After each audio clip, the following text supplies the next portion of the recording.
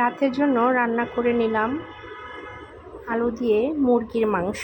আর আলু আর মুরগির মাংসগুলো আজকে আমি একটু বড় বড় পিস করে নিয়েছি, একটু ঝোল ঝোল করে রান্না করব। যদি ভুনা হতো তাহলে একটু ছোট করে নিতাম, তো যেহেতু ঝোল হবে তো বড় বড় করে মাংসের পিসগুলা আর আলুর পিসগুলো আমি করে আজকে রান্না করতেছি আলু দিয়ে মুরগির মাংসের ঝোল। মাঝে মাঝে একটু ডিফারেন্টভাবে খেতে ইচ্ছে করে, সবসময় আসলে একভাবে রান্না হয় না। সাথে রান্না হচ্ছে বড় রুই মাছ দিয়ে আলু দিয়ে পটল দিয়ে। এই যে পটল আর আলু আমি ভালো করে কষিয়ে নিচ্ছি, মাছটা দিয়ে দেব এর উপরে।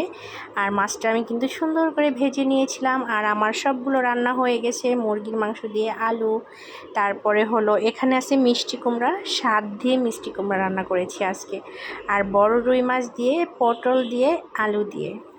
তো এটাই ছিল আজকে রাতের খাবার। সবাই ভালো থাকবেন, সুস্থ থাকবেন, আপনারাও বেশি বেশি খাবেন আমার মতো। টাটা, বাই বাই, আল্লাহ হাফেজ।